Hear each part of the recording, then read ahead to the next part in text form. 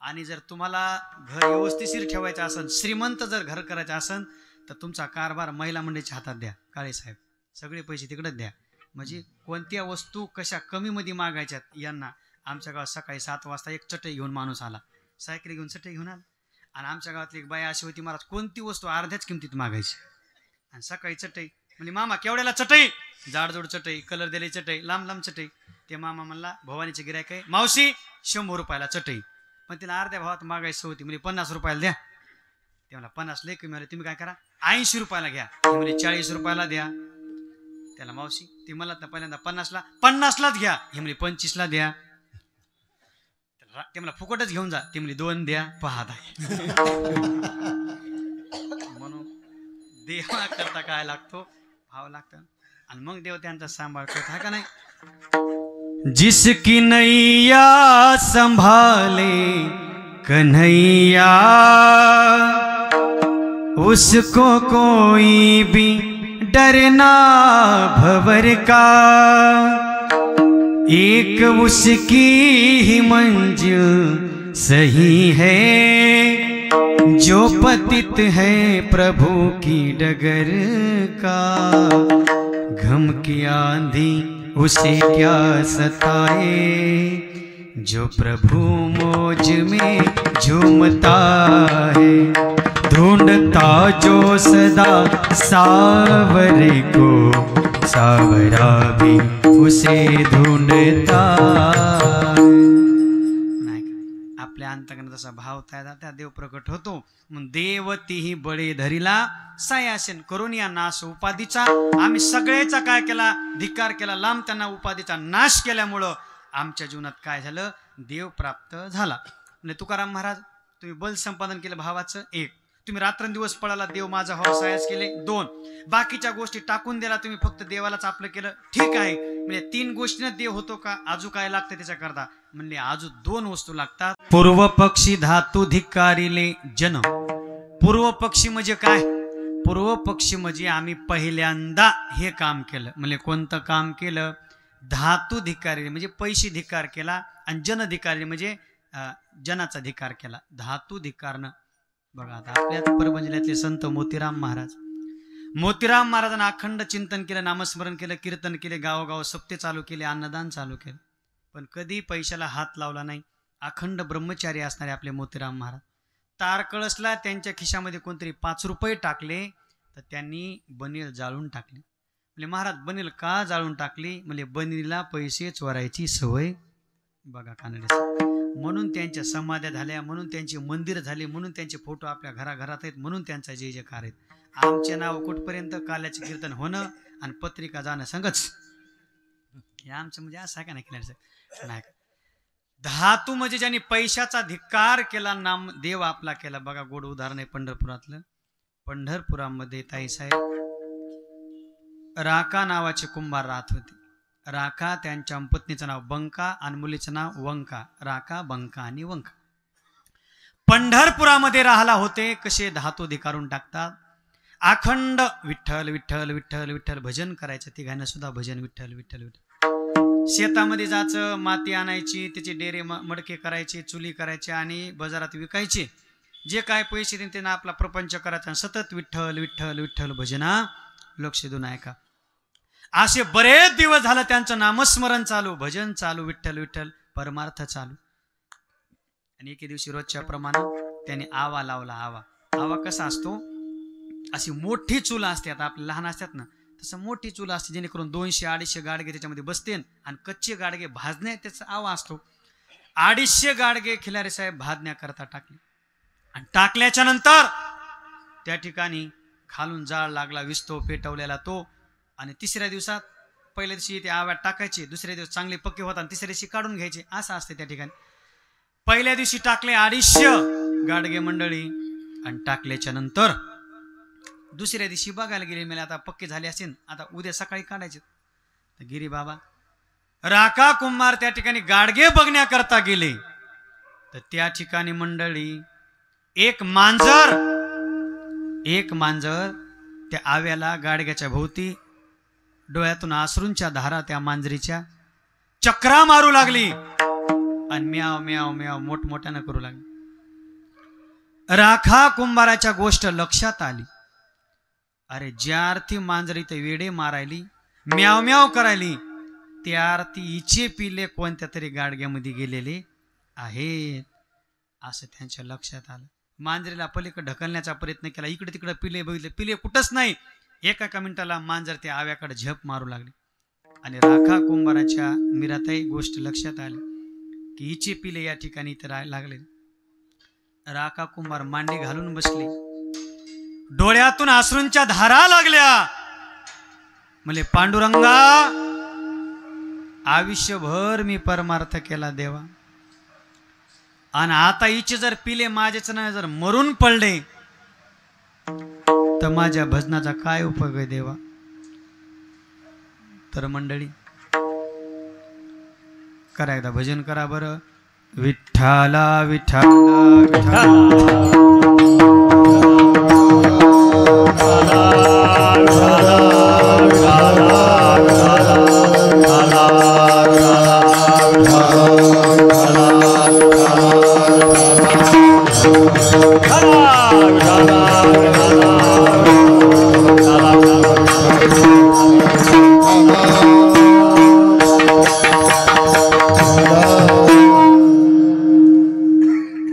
आणि राखा कुंभार मंडळी त्या आव्यासमोर रडू लागली. त्यांची मुलगी वंका नावाची आली, म्हणली बाबा तुम्हाला जेवायला बोलले बाबा. तर राखा कुंभार ढसा ढसा रडू लागले. म्हणजे बाबा तुम्हाला रडायला काय झालं.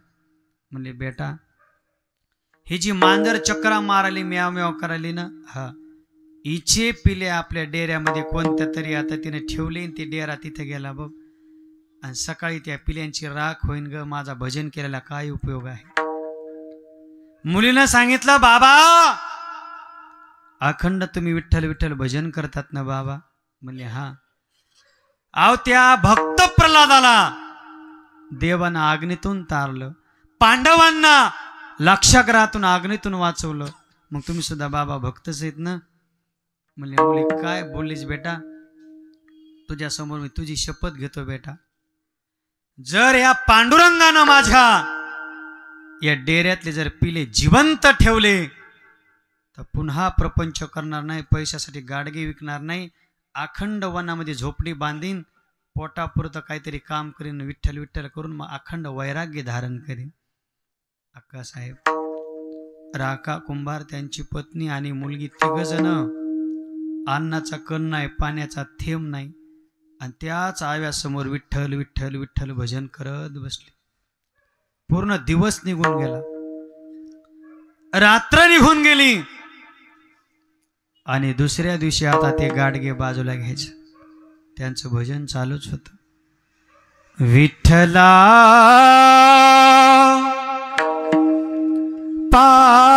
पांडुरंगा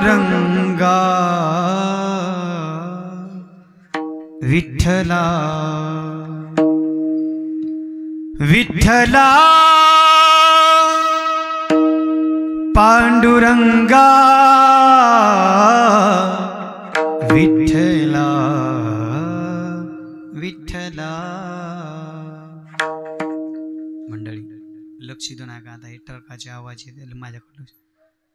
असं विठ्ठल विठ्ठल भजन 1.5 दिवस अन्नाचा कण नाही, पाण्याचा थेंब नाही. आणि मंडळी आता गाडगे काढायची वेळ आली. राखा कुंभाराने विठ्ठल विठ्ठल म्हणत समान मानने एकांती राहणे विठोसाठी. यंदा गुरु महाराज चंद्रशेखर महाराज अभंग गेला, मनवनी बरे धरिता एकांत आणि जेनेनो हे घात भजनाशी. साधूतून आपल्यात एवढाच फरक आहे अक्कासाहेब, काय साधूला एकांत आवडते ना, आपल्याला लोकांना राम राम श्याम श्याम असं म्हणलं तर बरं वाटते, चाल हे ते मस्त मोना हो, कीर्तनात गण चांगला लावा तर कर्म होते काय ना काय साहेब. आणि लोकांना नाही मानलं की म्हणजे मग त्याचं काय करणार, तोच करणार त्याचं काय करणार. लोकांना मान्यता द्यावी, मला वावा म्हणा. आता हे जे पोस्टर हे लावतात हे सगळं कशासाठी, वावा म्हणण्यासाठी. आता असं झालं गिरी महाराज, देवाची प्रसिद्धी माणसाला कमी करा वाटत नाही, स्वतःचीच प्रसिद्धी. देव राहिला बाजूला आता 61 वर्ष 65 वर्ष वाढदिवस कशाला साजरा करायचा? तू काय आमच्या गावात 90 वर्ष म्हाताऱ्याचं पुन्हा एकदा लग्न लावाले. ती म्हातारी खुश होती पण म्हातारा नाराज. तुम्ही का नाराज झाले? लग्न लावायला काय नाही पण पुन्हा डबल त्याच म्हातारी सोबत आले हे समजलं.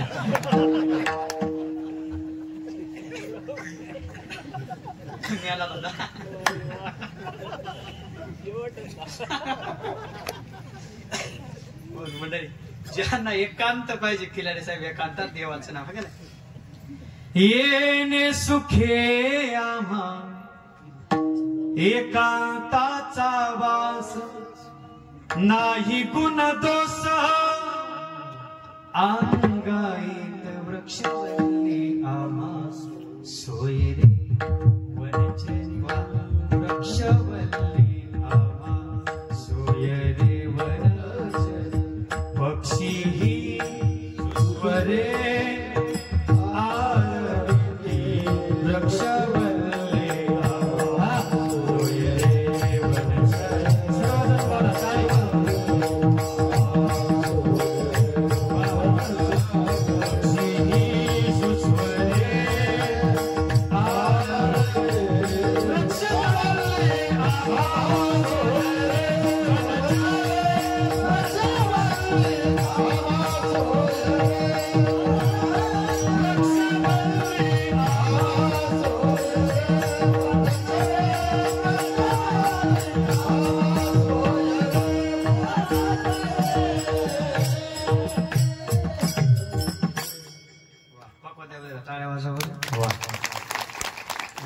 कराड साहेब. वृक्षवल्ली आम्हा सोय रे एकांतात भजन तुका म्हणे आम्हा एकांताचा वासन ब्रह्मी ब्रह्मरस शिव. जेवढे साध होते आपले पातेगावकर महाराज म्हणा, आता मारुतराव महाराज, मोतीराम महाराज, रंगदेव. आता असं असते काही एकांतातले एकांत वेगळा आणि लोकांतातला एकांत वेगळा.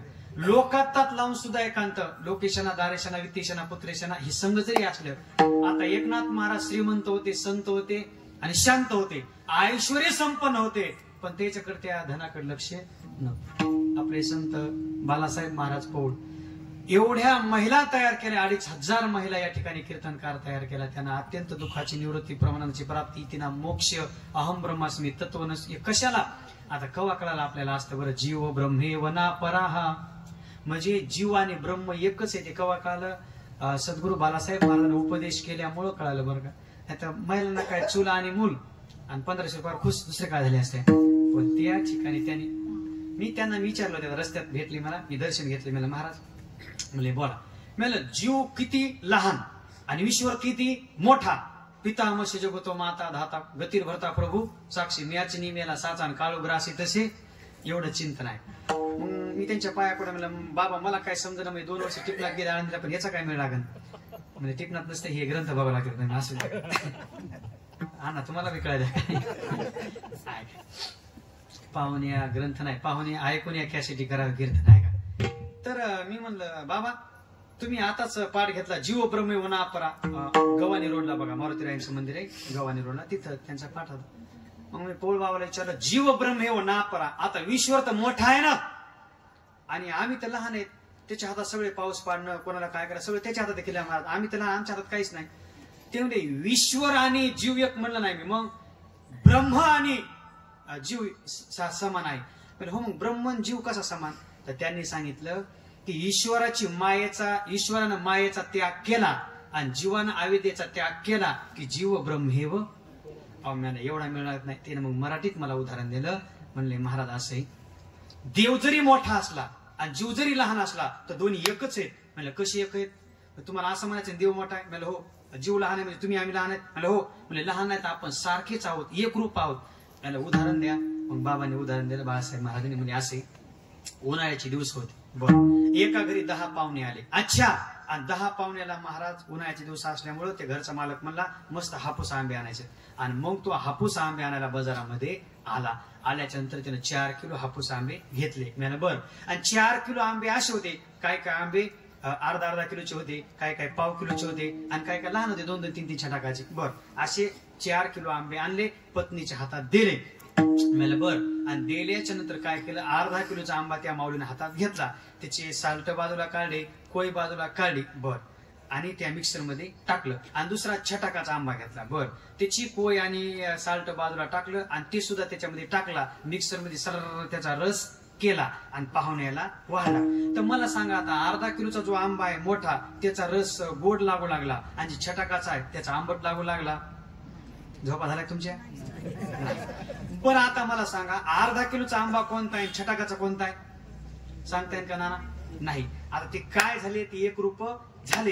पण कधी एकरूप झाले? त्या अर्धा किलोच्या आंब्यानं साईचा आणि कोईचा त्याग केल्यामुळं आणि छटाकानं सुद्धा साईचा आणि कोईचा त्याग केल्यामुळं तसं ईश्वरानं मायेचा त्याग केला आणि जीवानं आयुधेचा त्याग केला की दोघं एकच आहे. जीव ब्रह्मेव ना परा. विठाला विठाला.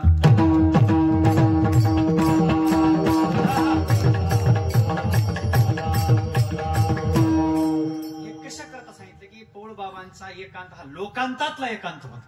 एकनाथ बाबांचा एकांत लोकांतातला एकांत होता आणि तुकोबाराय असे जे संत आहेत त्यांचा एकांतातला एकांत होता. पण एकांतात राहायचंय कयासाठी? एकांती राहणे विठोसाठी, अनंताच्या स्वरूपात मिसळून जाण्याकरता एकांतात राहायचे. बरं काय मंडळी, म्हणून आम्ही जनधिकारीले आता एकच उदाहरण सांगताना आपली वेळ झालेली आहे. जोग महाराजांचं उदाहरण आहे. धातूत धिकारला आपण पाहिलं. आता जन कसं धिकारून टाकतात ऐका. संत जोग महाराज म्हणजे तेवढ्या आता मोठे कीर्तनकार आहेत ना, बंडाता त्या संदीपान महाराज हासेगावकर, आनंद महाराज पाटली, उमेश महाराज दसरथे, जेवढे मोठे तुम्हाला कीर्तनकार वाटतात, ढोक महाराज, हे त्यांच्या संस्थेत तयार झाले. जोग महाराज त्यांनी 12 एकर रान ऐकलं, राहता वाडा ऐकला आणि गोरगरीबाच्या लेकराकरता मोफत संस्था बांधली. तर उदाहरण आहे का जन कसं धिकारतात. तर जोग महाराज म्हणजे त्यांचे सर्व ग्रंथ तयार आणि प्रवचन कीर्तन करायचे. तर मुंबईचे लोक आले, तारीख घ्यायला. जोग महाराज दर्शन घेतलं. महाराज 2 जानेवारी 7 ते 9 मुंबई. महाराज डायरी पाहिली, म्हणले तुम्ही मोठी गाडी घेऊन आलात, लांबून आलात, पण काय करा आता पूर्ण महिना भरलेला आहे, आता पुढच्या वर्षी बघू. नाही म्हणले पुढच्या वर्षी कसा, हे मोठा रौप्य महोत्सव सगळे हजारों संख्या आहे आणि तुमचं कीर्तन तिथं झालंच पाहिजे काल्याचं. म्हणले आता तारीखच नाही. आणि कसं काय तारीख नाही? नाही तर नाही, कसं काय म्हणजे थांबा तुम्ही, तुम्हाला तारीख द्यायला लावतो. अरे बापरे. जोग महाराज ज्ञानेश्वरी वाचत बसले. हे पुण्याला आले. त्यास लोकमान्य टिळक पुण्याला राहत होते. लोकमान्य टिळकाकडे गेले आणि सांगितलं लोकमान्यजी, म्हणले बोला. जोग महाराज तुमचे मित्र आहेत? हो म्हणले आम्ही एकाच वर्गात शिकलो, आमचे एकदम जवळचे मित्र आहेत. म्हणजे मग आमच्या मुंबईला फार मोठा सप्ताह आहे आणि जोग महाराज काय तारीख देत नाहीत कीर्तनाची, त्यांची तारीख घेऊन द्या. म्हणजे एका मिनिटात त्यांनी पत्र लिहिलं, सांगितलं जोग महाराज हे मुंबईचे आमचे जवळचे आहेत, यांना तारीख द्या आणि तिथं कीर्तनाला जा.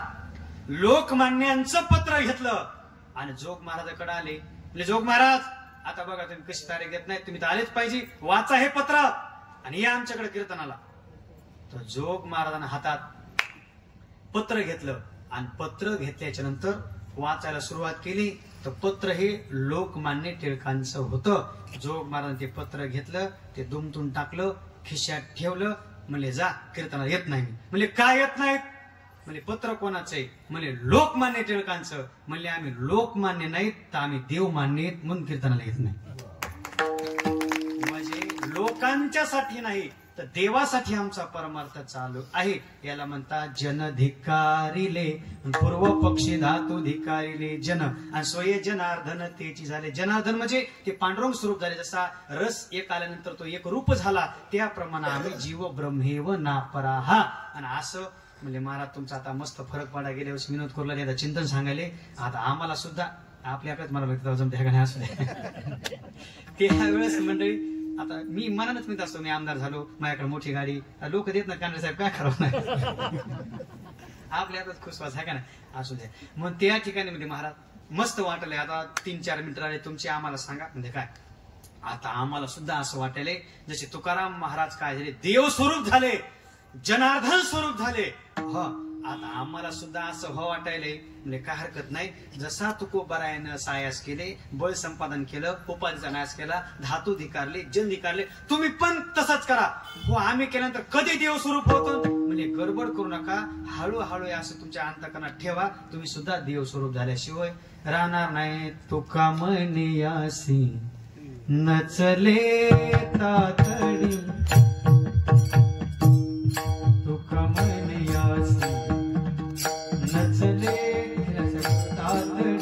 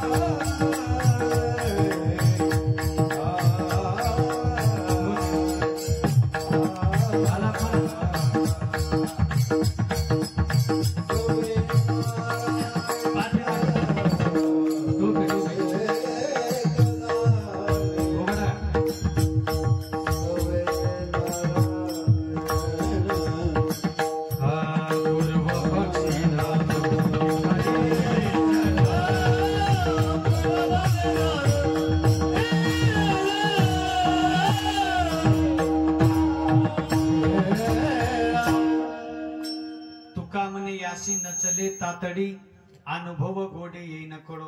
जसे तुकाराम महाराज पांडुरंग स्वरूप झाले, जनार्दन स्वरूप, जनार्दन म्हणजे पांडुरंग स्वरूप झाले, तसं आपण सुद्धा आपण कधी दमा दमा हळू हळू ढाळे ढाळे केतुलेने एको बळे, तो मार्गाची निबळे निश्चित. पण महाराज तुम्हीच सांगितलं करावी तातडी परमार्थाची. तुम्ही आता इथं म्हणाले तुका म्हणे अशी नचले तातडी, त्याचं असं उत्तर आहे प्रपंचातून संसारातून बाहेर निघताना करावी तातडी परमार्थाची. आणि एकदा परमार्थात माळ घातली, नामस्मरण झालं, मग गडबड करायची नाही. तुका म्हणे याशी नचले तातडी. मग कधी अनुभव गोडी येईन कळो, दमादमा तुम्हाला अनुभव गोडी कळून येईल आणि तुम्ही सुद्धा देव स्वरूप होता. असे कोणत्या गोष्टीला वेळच लागतो म्हणजे कसा लागतो. समृद्धी महामार्ग आहे, बर, जालन्याहून मुंबईला जायचंय, अच्छा, फॉर्च्युनर गाडी आहे, बर, ड्रायव्हर चांगला आहे, बर, बसलेली माणसं सगळे मित्र आहेत, आनंद आहे, चांगले, गाडी चांगला आहे, रस्ता चांगला आहे, बसलेली माणसं सुद्धा चांगले, ड्रायव्हर चांगला आहे. पण जालन्याहून जायला समुद्री मार्गाला मुंबईला वेळ लागणारच आहे का नाही. ज्ञानोबा राय म्हणले बर काय गिरी महाराज, जोडला मार्ग प्रांजळू मिनिला सुसंगाचा मेळू, परी वाचून वेळू लागेची की. एवढं जरी चांगलं असलं तर शेतातलं उदाहरण म्हणजे शेत चांगलंय, बर, बीही चांगलंय, अच्छा, पाऊसही चांगला पडा, चांगला खतही टाकलाय, अहो सगळं चांगलं झालंय, मग आज पेरल्या उद्या येणार आहे का नाही, मग त्याला वेळ लागणारा. सुक्षेत्र आणे ओलटे बीजही पेरिले गोमटे, आलोट फळ भेटे परी वेळी घिगा, त्याला सुद्धा वेळ लागणार आहेच. म्हणून आपण आता माळ घातलेली, नामस्मरण चालू आहे, सप्त्याला पट्टी देणं चालू आहे, आदर आपल्याला देवाविषयी, साधू संतांविषयी त्याच मार्गाने आपला चालू आहे, तर आपल्याला जायला वेळ लागणारच आहे. म्हणून तुका म्हणे याशी नचले तातडी, आणि अनुभव गोडी येईन कळू दमादमा अनुभव येणारच आहे. जो बळीराजा होता तो गेल्या जन्मात एक जार पुरुष होता, एका स्त्रीला हार घेऊन जाऊ लागला फुलाचे, खाली पडला, ते योगायोगानं समोर मंदिर होतं, त्या मंदिराला तो त्यानं हार वाहिला, सांगितलं देवा तुम्हाला समर्पण. पाठीमागच्या जन्मात वाहिलेला हार देवाला अंतकाळाला, या जन्मात तो इंद्र झाला नाही अजून, आता पुढच्या मनवंतरामध्ये तो इंद्र होणार आहे. म्हणजे पाठीमाग तपश्चर्या केली, पुढे आली. होम नावाचा पक्षी काशीला क्षत्रावर असा वेडा मारला, वेडा मारता मारता त्यानं खाली पडला, गंगेमध्ये पडला, मरण पावला. तर त्याला पुढचा जन्म उग्रसेन राजा भेटला, आणि त्या उग्रसेनाला साक्षात कृष्णाचं दर्शन झालं. या जन्मात जरी आपण तपश्चर्या करत राहिलो तर पुढच्या जन्मात आपल्याला प्राप्त होणारच आहे. बघा ना, ते पाठीमाग ज्यांनी जमिनी दान दिल्या त्यांना पद भेटले. आता माणसं दिसायला सुंदर काऊन आहेत खिलारे महाराज, काय काय माणसं, कारण गेल्या जन्मात त्यांनी सोनं दान दिलं म्हणून ते दिसायला सुंदर आहेत. काय माणसं म्हणते महाराज आम्हाला पुढच्या जन्मात सुंदर व्हायचे, तर कीर्तन करायला एक तोळ्याची अंगठी करा, गोरपान. कनक दाने कांती निर्मळू, नामदेवराय म्हणले. म्हणजे या ठिकाणी सोपं आहे का आता एवढा सप्ताह दरवर्षी दत्तनगरातले माणसं उल्हासानं, एवढी सिस्टीम, एवढी सर्व सोपं नाही.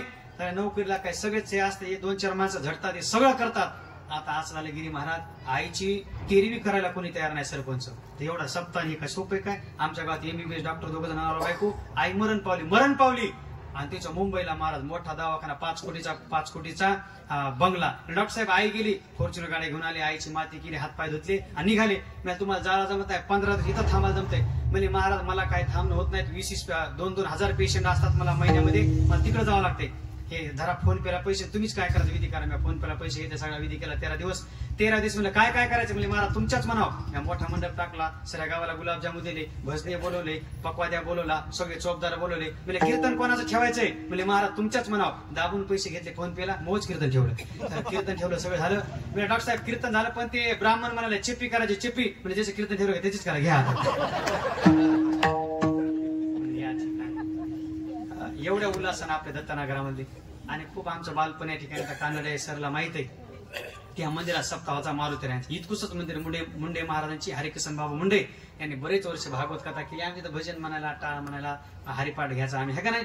आणि ह्याचं स्वरूप आता एवढं मोठं आलं, आणि या ठिकाणी कीर्तन करण्याचा एक अलौकिक खास आनंद आहे तुम्हाला सांगतो. आता उद्यापासून माझ्या मन मंदिराला कीर्तन आहेत 6 ते 7, 8 तारीख, 9 तारीख, 10 तारीख आणि 11 तारीख, 6 ते 7 मन मंदिरा. याला तुम्ही उद्यापासून बघा, चांगलं चिंतन आहे. जी टॉकीज मन मंदिरा उद्यापासून.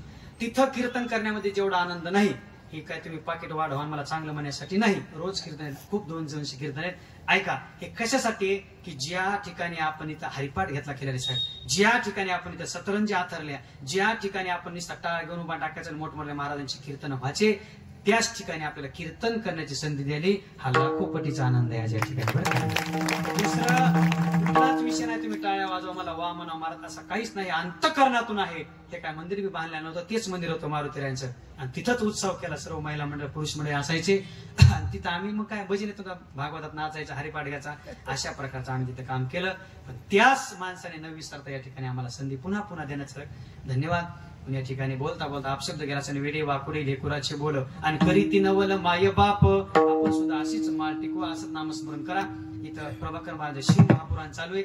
आता शिवपुराणातल्या आता बऱ्याच कथा आहेत, पण कसं असतं, आपण एखादी कथा सांगू, त्यांना बोलला सांग. एकच सांगतो, अर्धा नारी नटेश्वरी.